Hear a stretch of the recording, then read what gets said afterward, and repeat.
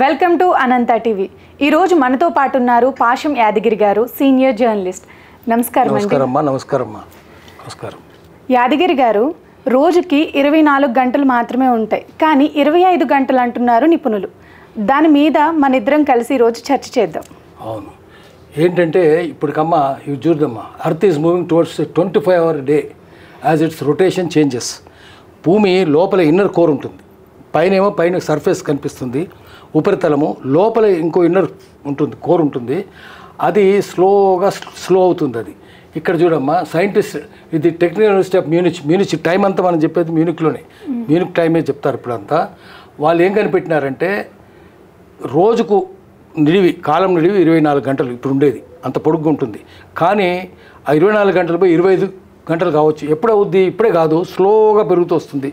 Second ఒక 5 ఏళ్ళకు ఒక second, 10 ఏళ్ళకు ఇంకో సెకండు, అట్లా పెరుగుతూ పోద్ది. అది మొత్తం 25 అంటే ఒక గంట కావడానికి, అంటే 60 నిమిషాలు పెరగడానికి 20 కోట్ల సంవత్సరాలు పట్టొచ్చు అంటున్నారు. 20 కోట్ల సంవత్సరాలు అంటే పెరుగుతూనే పోతుంటుంది. గడియారం కూడా ఎందుకు పెరుగుతుంది అది కూడా చెప్తాను. భూమి పుట్టి అంటే శాస్త్రజ్ఞుల అంచనా ఏంటంటే భూమి పుట్టి 350 కోట్ల సంవత్సరాలు అయి ఉంటుందని, అటు ఇటుగా 350 సంవత్సరాలు, 4 కోట్ల సంవత్సరాలు అటు కావచ్చు, ఎక్కువ కావచ్చు, తక్కువ కావచ్చు. ఇన్నేళ్లలో భూమి వాతావరణం వేడి పెరగలేదు, భూతాపం పెరగలేదు. పారిశ్రామిక విప్లవం వచ్చినాక భూతాపం పెరిగింది, వేడెక్కిపోతుంది, భూమి అంతా వేడెక్కిపోతుంది, వాతావరణం వేడెక్కిపోతుంది. ఎందుకంటే పారిశ్రామిక విప్లవం వచ్చినాక గనులు తవ్వడం మొదలుపెట్టినారు, బొగ్గు తీయడం మొదలుపెట్టినారు. అది శిలాజ ఇంధన వనరులు అంటారు. అంటే పెట్రోలు, డీజిలు, బొగ్గు, శిలాజ ఇంధన వనరులు అంటే ఫాసిల్ ఫ్యూయల్స్. ఎందుకు ఫాసిల్ ఫ్యూయల్స్ అన్నారంటే ఎప్పుడో ఒక 5-6 కోట్ల సంవత్సరాల క్రితం భూకంపాలు వచ్చి ఆ అడవులన్నీ భూమిలోకి పోయినాయి. అప్పుడు ఏంటంటే మనిషి పుట్టలేదు, అప్పుడు మానవ జాతి పుట్టలేదు. అడవికి శత్రువు ఎవరు, చెట్లకు శత్రువు ఎవరు, ప్రకృతి శత్రువు ఎవరంటే మనిషే. అంతకుముందు ప్రకృతి హాయిగా ఉన్నది. అప్పుడు భూమి 2,000 మీటర్లు 3,000 మీటర్లు ఎత్తు చెట్లు ఉండేవి, కనీసం 1,000-1,200 మీటర్లు అయితే ఈజీగా ఉండేవి. భూకంపాలు వచ్చి ఆ అడవులు ఎంతో లోపలికి పోయినాయి. లోపలికి పోతే మధ్యలో ఉన్న ప్రాంతం ఏమో నదిగా మారింది. ఆ నదిలోకి అటుపక్క ఇటుపక్క లోపలికి పోయిన చెట్లన్నీ, అడవులన్నీ వేడికి బొగ్గుగా మారిపోయినాయి, బొగ్గు అయినాయి. ఎక్కడుంటాయి బొగ్గులు అంటే నదులకు అటుపక్క ఇటుపక్క, మహానదికి అటుపక్క, భూతాపానికి బొగ్గుగా మారిపోయినాయి. భూమిలో లోపల ఉంటుంది కదా బొగ్గు, ఆ వేడికి అవి బొగ్గుగా మారిపోయినాయి.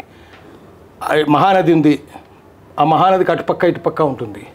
గోదావరి నది అటుపక్క ఇటుపక్క ఉంటుంది. గోదావరి నది ఇక్కడ నుంచి అక్కడ వరుసగా చూసుకుందాం మనం, నాసిక్ నుంచి అక్కడ దాకా వరుసగా బొగ్గు ఉంటుంది. ఆదిలాబాదు, కరీంనగరు, వరంగల్లు బొగ్గే, మొత్తం బొగ్గే ఉంది. భూపాలపల్లి, మంచిర్యాల, మందమర్రి, గోదావరి కని అంతా బొగ్గు ఉంటుంది.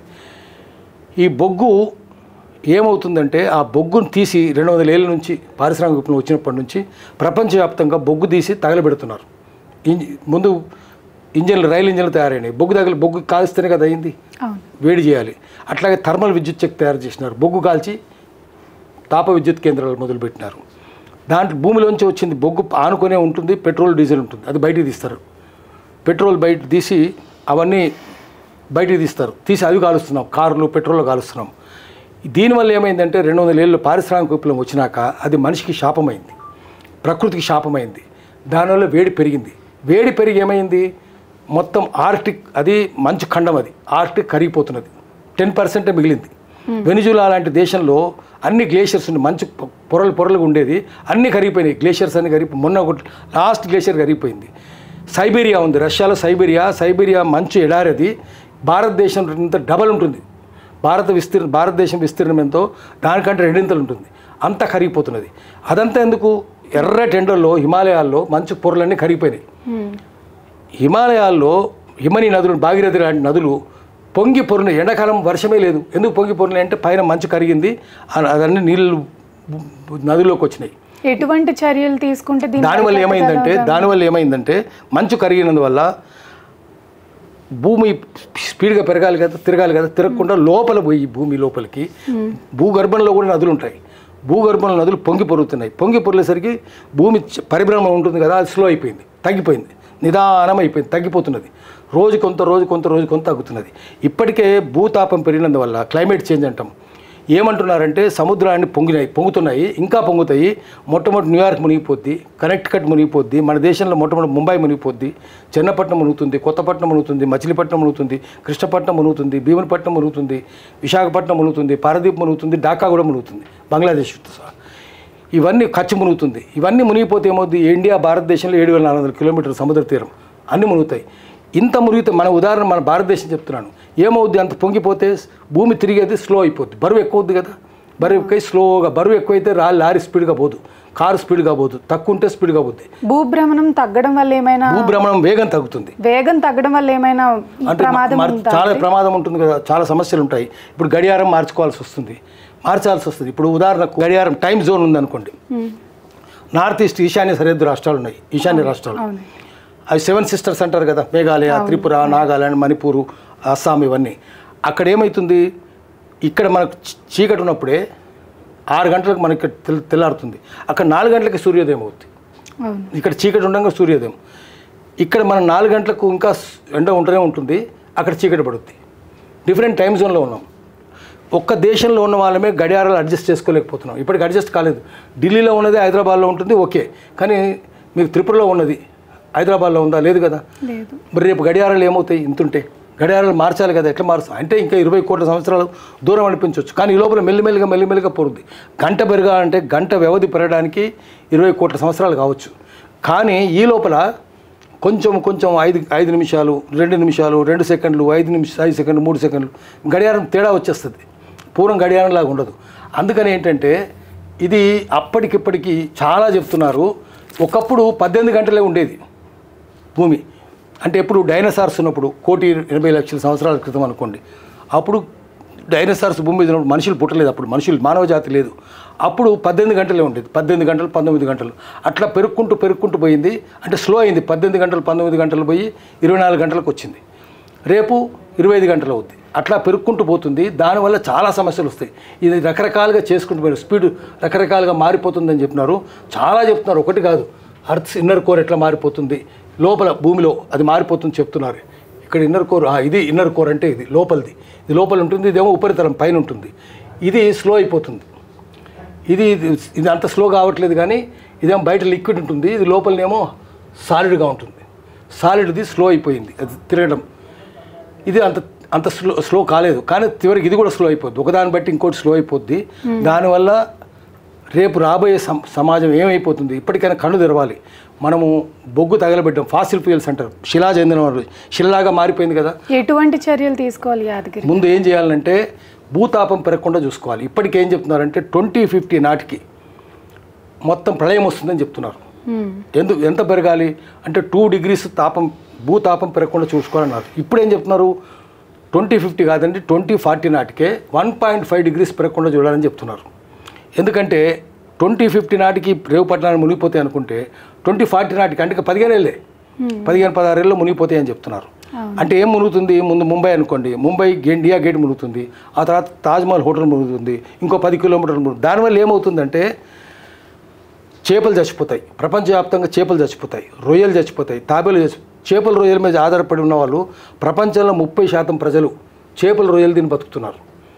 వాళ్ళందరూ మాంసానికి మారాలి. కాబట్టి అప్పుడేమవుద్ది? మాంసం కొరత ఏర్పడుద్ది. మాంసం కొరత ఏంటి? ఇప్పుడు 1000 రూపాయల కిలో ఉన్న మాంసం 10,000 రూపాయలు అవుద్ది ఒకటి. తర్వాత పంట ఉత్పత్తి ఆగిపోతుంది, చాలా కరువు వచ్చేస్తుంది. ఇప్పటికే వేడెక్కితే ఏమవుతుంది? మనం చూస్తున్నాం కదా, ఎంత వేడెక్కితే మనుషులు చచ్చిపోతున్నారు. వాతావరణం ఢిల్లీలోనే 20-30 మంది చచ్చిపోయినారు చూసినాం. రాజస్థాన్లో చచ్చిపోయినారు. హీట్ వేవ్ వడగాడుపుల వల్ల. 53 డిగ్రీల మనిషి బతుకుతాడా? ఇప్పటికీ ఢిల్లీలో 47-48 డిగ్రీలు ఉంది. ఈ రోజు కూడా పరిస్థితి తగ్గట్లేదు. సో దానివల్ల ఏంటి? రకరకాల సమస్యలు వస్తాయి. ఎన్ని ఏసీలు పెట్టుకుంటారు? ఇప్పటికి ఏమవుతున్నాయంటే హైదరాబాద్ సిటీ లాంటి సిటీలో, నోయిడాలోను, ఢిల్లీలోను, ముంబైలోను 40 అంతస్తులు 50 అంతస్తులు బిల్డింగ్లు ఉంటే అవన్నీ హీట్ ఐలాండ్స్ అంటున్నారు. ఉష్ణ దీపమే అదంతా. ఎందుకంటే అంతంత ఉంటే ఏమవుతుంది? అవన్నీ ఆర్సీసీ స్ట్రక్చర్స్ కదా, పూర్వం మట్టితోటి సున్నంతో ఉండేవి, వేడెక్కయ్యేవి, తాటి ఆకులతో ఉండేవి, వేడెక్కయ్యి. ఇవన్నీ ఆర్సీసీ స్టీలు, సిమెంటు బాగా వేడెక్కిపోతాయి. 40-50 అంతస్తులు వేసరికి అంత వేడెక్కుతుంది. తర్వాత అన్ని చోట్ల ఏసీల నుంచి బయటకు వచ్చే లోపలికి చల్లగాలి వస్తుంది, బయటికంతా వేడిగాలి పోతుంది. సో బయట ఉండే వాళ్ళందరికీ రోగాలు వస్తాయి, ఆ వేడి తట్టుకోలేక, ఏసీల వల్ల. ఏసీలు అంత ప్రమాదకరం కదా. అంతంత పెద్ద కడితే ఏమవుతాయంటే హీట్ ఐలాండ్స్గా తయారవుతున్నాయి. హైదరాబాద్లో కూడా అంత హైటెక్ సిటీ అంతా హీట్ ఐలాండ్ అయిపోద్ది, బాంబే అట్నే అయిపోద్ది, నోయిలా అట్నే అయిపోద్ది. కాలుష్యం కూడా అంత భయంకరంగా ఎందుకున్నదంటే హీట్ వల్లనే ఉన్నది. అందుకని ఇప్పటికైనా మనిషి కళ్ళు తెరిచి భూతాపం పెరగకుండా చూసుకోవాలి, ఉష్ణోగ్రత పెరగకుండా చూసుకోవాలి, బొగ్గు ఉత్పత్తి తగ్గించాలి. ఇప్పటికీ ప్రపంచమంతా నెత్తి నోరు మొత్తుకుంటుంది. ఇండియా, అమెరికా కూడా ఉత్పత్తి ఆపట్లేదు, బొగ్గు ఉత్పత్తి ఆపట్లేదు, బొగ్గు దిగుమతి ఆపట్లేదు, బొగ్గు వినియోగం కూడా ఆపట్లేదు. అమెరికా కూడా చేయట్లేదు, అందరికీ చెప్తుంది నీతులు కానీ చేయట్లేదు. మన భారతదేశం ఏమో ప్యారిస్ అగ్రిమెంట్ జరిగింది, దాంట్లో భారతదేశం కూడా సంతకం పెట్టింది, అమెరికా సంతకం పెట్టింది, బొగ్గు వినియోగము బొగ్గు ఉత్పత్తి రెండు ఆపేస్తామని. కానీ ఆపట్లేదు. నేను చూసాం కదా 21 బొగ్గు గనులు, రకరకాల గనులను శ్రావణపల్లి, మంచిర్యాల దగ్గర శ్రావణపల్లి బొగ్గు అని కూడా వేలం వేసినారు. వేస్తూనే ఉన్నారు. ఉత్పత్తి అయితే ఆపట్లేదు, ఉత్పత్తి పెరిగిపోతూ ఉన్నది. రోజు రోజుకు మెకనైజేషన్ జరిగింది, ఓపెన్ కాస్ట్ మెషిన్స్ వచ్చినాయి, డ్రాగ్లైన పెద్ద పెద్ద యంత్రభూతాలే అవి. యంత్రభూతాలు వచ్చేసి తవ్వుకుంటూ పోతున్నాయి. దాన్ని మళ్ళీ ఎలక్ట్రిసిటీ కొత్త థర్మల్ స్టేషన్స్ వస్తున్నాయి, ఇంకా ఎలక్ట్రిసిటీ ఉత్పత్తి పెంచుకుంటూ పోతున్నారు పెరిగితే. అందుకనే విద్యుత్ శక్తి ఉత్పత్తి మానేయాలి. సోలార్ మీద అంటే రెన్యూవబుల్ ఎనర్జీ, ప్రకృతి నాశనం చేయనివి, సోలార్ ఎనర్జీ, విండ్ మిల్స్, సౌర విద్యుత్ శక్తి, వాయు విద్యుత్తు అట్లాంటివి పెట్టుకోవాలి. దాని ప్రమాదం కాదు ప్రపంచానికి. బొగ్గు కాల్చడం, పెట్రోల్ కాల్చడం, డీజిల్ కాల్చడం మానేయాలి. తర్వాత పబ్లిక్ ట్రాన్స్పోర్ట్ పెంచాలి. నువ్వు ఎవరికి వాళ్ళు ప్రతి ఒక్కరికి ఒక కారు, పెట్రోల్ కాల్చుకుంటూ వెళ్ళిపోండి, డీజిల్ కాల్చుకుంటూ పోండి, అవన్నీ దిగుమతి చేసుకోవాలి. దిగుమతి చేసుకుంటే ఫారిన్ ఎక్స్చేంజ్ అంతా గల్ఫ్ దేశానికి పోద్ది. తర్వాత ఇక్కడేమో పొల్యూషన్ పెరిగిపోతుంది, పొల్యూషన్ పెరిగి రోగాలు వస్తున్నాయి, కార్బన్ మోనాక్సైడ్ ఎక్కువైంది, కార్బన్ డైఆక్సైడ్. దీనికి కార్బన్ డైఆక్సైడ్ పెరగడం కూడా కారణం. కార్బన్ డైఆక్సైడ్ లెవెల్స్ పెరుగుతున్నాయి, కార్బన్ మోనాక్సైడ్ లెవెల్స్ పెరుగుతున్నాయి. హైదరాబాద్లో ప్రతి ఏడాదికి ప్రతి నెలకు 12,000 కార్లు, కొత్త కార్లు రిజిస్ట్రేషన్ అవుతున్నాయి. అంతంత కార్లు వస్తే ట్రాఫిక్ జామ్ అవుతుంది. ఆ కార్బన్ మోనాక్సైడ్ బయటకు వచ్చి ఇంజన్ల నుంచి అది మనిషి పీల్చి రోగాలు వస్తున్నాయి, విదేశీ మార్గం పోతుంది, బయటికి పోతుంది. అందుకని ఎంత తొందరగా వీలైతే అంత తొందరగా ప్రకృతి గురించి చైతన్యం జనానికి రావాలి. వచ్చి ప్రకృతి గురించి ఆలోచించాలి. ముందు ప్రభుత్వాలకు రావాలి. ప్రభుత్వాలకు రావట్లేదు, ఐఏఎస్ వాళ్ళు పట్టించుకోవట్లేదు, రాజకీయ నాయకులు పట్టించుకోవట్లేదు. ఇంటికి ఒక వెహికల్, ఇంటికి ఒక బైక్ అలా ఏమైనా రూల్ పెడితే పాస్ చేస్తే. ఇప్పటికే రూల్స్ ఉన్నాయి. ఏమున్నాయంటే మీకు పార్కింగ్ స్లాట్ ఉంటేనే, మీ భవనంలో మీకు పార్కింగ్ జాగా ఉందా ఉంటేనే కారు కొనాలి అని రూల్స్ ఉన్నాయి. కానీ ఎవరు చేస్తున్నారు? రోడ్డు మీద అంటే కొనుక్కునేవాడు ఉంటే అమ్మేవాడు ఎక్కువ ఉంటాడమ్మా. ప్రభుత్వానికి స్ప్రో ఉండాలి కదా. నిబంధనలు పెట్టేవాడు ఎక్కడున్నాడు? కొనేవాడు బోల్డ్ ఎంతమంది ఉంటారు? ఓడోడు 20 కార్లు కూడా కొంటారంటారు. ఎందుకు ఎట్లా అమ్ముతారు? మరి ఇన్కమ్ ట్యాక్స్ డిపార్ట్మెంట్ ఎందుకుంది? ఉండాలి కదా. కొనుక్కునేవాడు కాదు, వాళ్ళు అమ్మట్టుంటే వాళ్ళు చెవి పిండి కొట్టాలి వాళ్ళని. ఎట్లా ఇస్తావు? నీకు పార్కింగ్ స్లాట్ లేదు, నీకు ఇంట్లో పార్కింగ్ జాగా లేదు కదా. ఒక్క అపార్ట్మెంట్ ఉంటుంది, ఒక్క కారుకే లోపల జాగా ఉంటుంది. కానీ ఇంట్లో తండ్రికి ఒకటి కారు, భార్యకు ఒక కారు, తల్లికి ఒక కారు, బిడ్డకు, కొడుకు, మనమనికి, స్కూల్కు ఇన్ని కార్లు పెట్టుకుంటే ఏమవుతాయి? హైదరాబాద్ సిటీలో బల్బ్ కదా ఇది. అందుకనే అది దాన్ని అరికట్టాలి. వాడు పెట్టుకుంటే మీందుకు అమ్ముతున్నారు. గవర్నమెంట్ ఎందుకు అమ్ముతుంది? గవర్నమెంట్ ఉందా లేదా? లేదు. గవర్నమెంట్ ఉంటే ఇట్లా జరగదు. అందుకని వీళ్ళంతా విదేశీ కంపెనీలు, కార్ల కంపెనీలు తొత్తులు అయ్యారు ప్రభుత్వంలో ఉన్న వాళ్ళు. ఐఏఎస్ జోకర్లు కావచ్చు, రాజకీయ బ్రోకర్లు కావచ్చు. వాళ్ళు బ్రోకర్లు జోకర్లు రాజ్యం వెళ్తున్నారు కాబట్టి ఇట్లా ప్రకృతి నాశనం అవుతున్నది. అందుకనే ప్రకృతిని కాపాడాలి. కాపాడడానికి మనం గట్టిగా బుద్ధి చెప్పాలి వాళ్ళకు. ప్రకృతి చైతన్యం నేర్పాలి. అది బెత్తం తీసుకొని నేర్పాలి. మనం నేర్పకపోతే ప్రకృతి నేర్పుద్ది. ప్రకృతితో మీరు ఆట ఆడుకుంటే, ప్రకృతి మీతో చెలగాటం ఆడుకుంటే, ప్రకృతి మీరు ఆడుకుంటే అది ప్రకృతి మీతో చెలగాటం ఆడుకుంటుంది. ప్రకృతిని కంట్రోల్ చేయగలుగుతారా? బుద్ధి ఉందా? మానవుడు ఎంత చిన్నోడు కదా. మరి ప్రకృతిని ఏమైనా కంట్రోల్ చేస్తారు? చేయలేరు. కాబట్టి ప్రకృతి చైతన్యం పెరగాలి. ఒక్కొక్కరిని బెత్తం తీసుకొని నేర్పాలి వాళ్ళకి. ముందు ఐఏఎస్ వాళ్ళకి నేర్పాలి. జోకర్లు రా మీరు అని చెప్పాలి. పొలిటికల్ బ్రోకర్లకు చెప్పాలి, మీరు బ్రోకర్లు రా అని చెప్పాలి. చెప్పి అట్లా చెప్తే అప్పుడు బుద్ధి వస్తుంది. అప్పుడు ప్రకృతి క్షేమంగా ఉంటుంది. ప్రకృతి క్షేమంగా ఉంటే మనం క్షేమంగా ఉంటాం. ప్రకృతి బిడ్డలం కదా మనము. తల్లిని ఏడిపిస్తావా నువ్వు? బుద్ధి ఉందా నీకు అని చెప్పాలి. మంచిదమ్మా. నమస్కారం అండి. చూశారు కదండి పాశం యాదగిరి గారు. ప్రకృతి తల్లిని మనం ఎంత ఏడిపిస్తున్నామో, ఎంత ఇబ్బంది పడి మనం విలాసవంతమైన జీవితాలు గడుపుతున్నామో చాలా వివరంగా చెప్పారు. మన భావి తరాలకు మనం ఏమి ఇవ్వకపోయినా పర్వాలేదు, ఈ ఎన్విరాన్మెంట్ని కలుషితం చేయకుండా ఉంటే చాలు. మనం కూడా ఆయన చెప్పింది విని ప్రకృతి చైతన్యాన్ని తెచ్చుకుందాం. నమస్కారం. ఇలాంటి మరిన్ని మంచి వీడియోల కోసం మా ఛానల్ని సబ్స్క్రైబ్ చేసుకోండి. నమస్కారం.